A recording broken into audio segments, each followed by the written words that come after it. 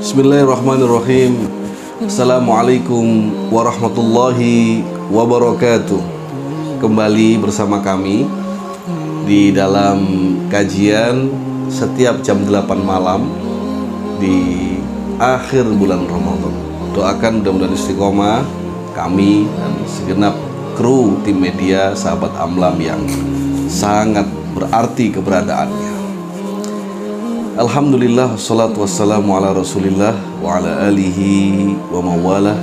Allahumma la sahla illa ma ja'altahu sahla waj'al huznal asira idha syi'ta sahla sahla ya rabbal alamin.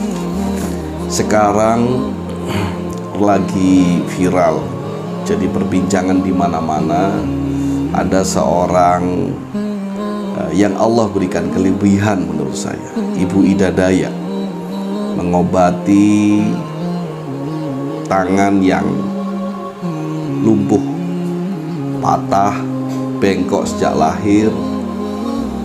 Allah berikan kemampuan beliau untuk mengobati, meluruskan kembali, dan amazing, menjadi perdebatan.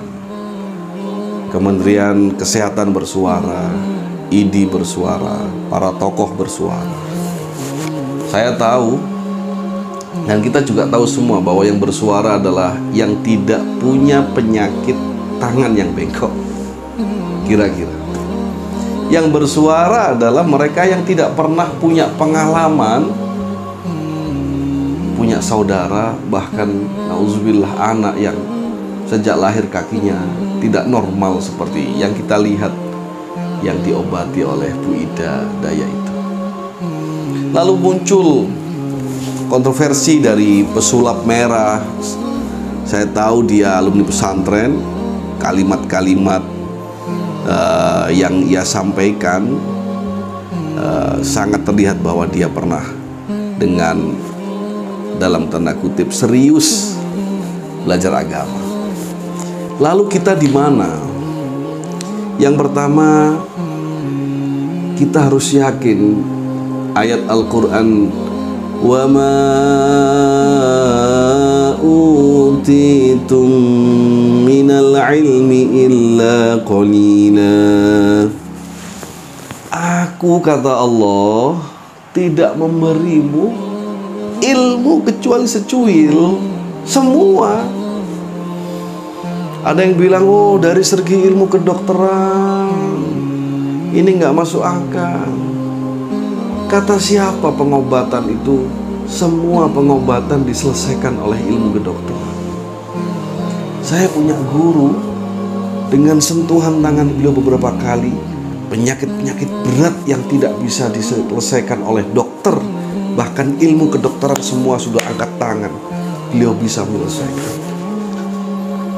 Saya kenal dengan seseorang yang dengan tirakatnya, penghayatannya, dengan teori pengaliran darahnya, bahkan terakhir saya belajar tentang regenerasi sel, yang semua ilmu kedokteran tidak percaya.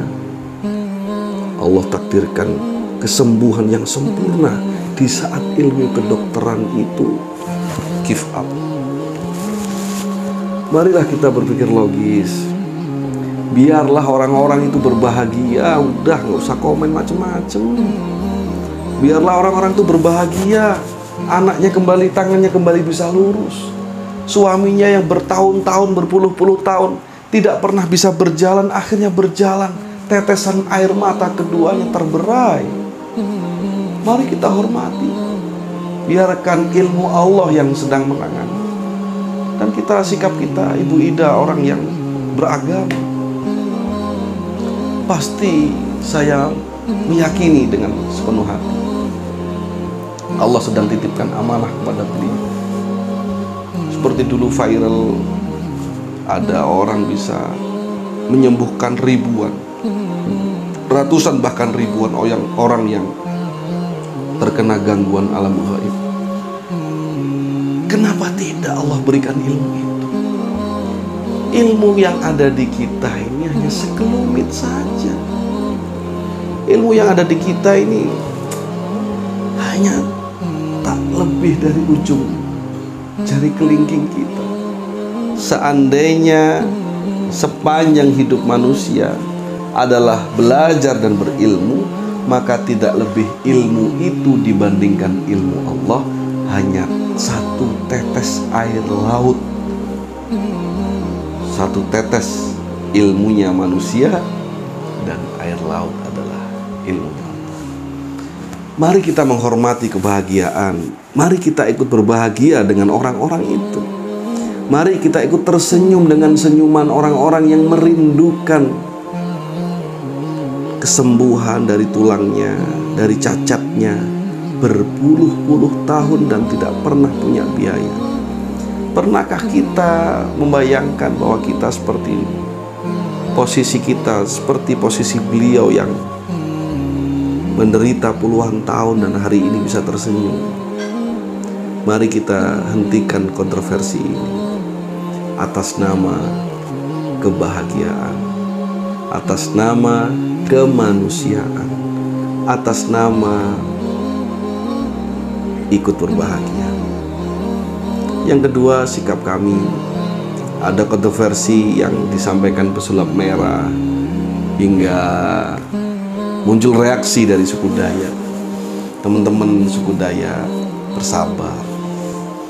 Saya tahu pesulap merah sedang nyambut gawe, sedang bekerja, sedang cari nafkah, mungkin cari modal. Biarkan dia bekerja dengan YouTube-nya. Mari kita ikut bersyukur atas kesyukuran yang diberikan Allah kepada Ibu Ida Dayak, dan kita ikut berbahagia dengan bahagianya orang-orang yang disembuhkan. Saya dengar terakhir Mas Galuh Soekarno Putra, putra Pak Karno juga ikut berobat ke Yang Mulia Ibu Ida Dayak. Maka Allah turunkan kesembuhan menurut kami salah satunya dari ilmu kedokteran, tapi bukan satu-satunya. Kita juga harus bisa memahami bahwa ilmu Allah hanya sedikit yang diturunkan di bumi, hanya sedikit yang bisa difahami di bumi, seperti susahnya Nabi Musa memahami ilmu Khidir alaihi salatu wassalam.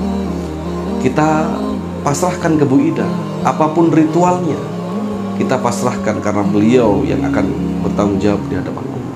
Kita pasrahkan teknisnya. Ayo ikut berbahagia. Dan maafkan pesulap merah, dia masih muda, dia butuh cuan, dia butuh menaikkan YouTube-nya, dia butuh eksis dalam dunia per-YouTuban ini, dia butuh nafkah untuk dimakan dia dan keluarga. Biasa saja. Jika hari ini saya tutup dengan kalimat dari Syekh Muhammad Said Ramadan Al-Buti, jika kau dibenci, pastilah kau sedang dibenci oleh manusia, bahkan semua manusia. Lalu kenapa kau berkecil hati dan putus asa? Jikalah kau sekarang sedang berbahagia, maka sesungguhnya yang sedang mengapresiasi dirimu, membanggakan dirimu adalah manusia, bahkan semua manusia. Lalu lantas kenapa kau begitu bangga atas itu? Bagaimana diri kita di hadapan Allah? Bagaimana kita di hadapan Allah? Bagaimana Allah menghadap kita? Sudah baikkah kita di hadapan Allah? Aku luma tasma'un. Terima kasih. Selamat istirahat. Besok harus bangun pagi sahur. Dan ingat kata Rasulullah, tasahharu fa inna fis sahuri barakah. Bersahurlah, bermakanlah sahur, meskipun hanya seteguk air putih atau sebiji kurma, karena di dalam sahur Allah selipkan keberkahan, terutama Ramadan kali ini. Aku luma tasma'un wa astaghfirullah min qaulin bila amal. Maafkan pesulap merah, dan mari kita ikut berbahagia bersama Ibu Ida. Assalamualaikum warahmatullahi wabarakatuh.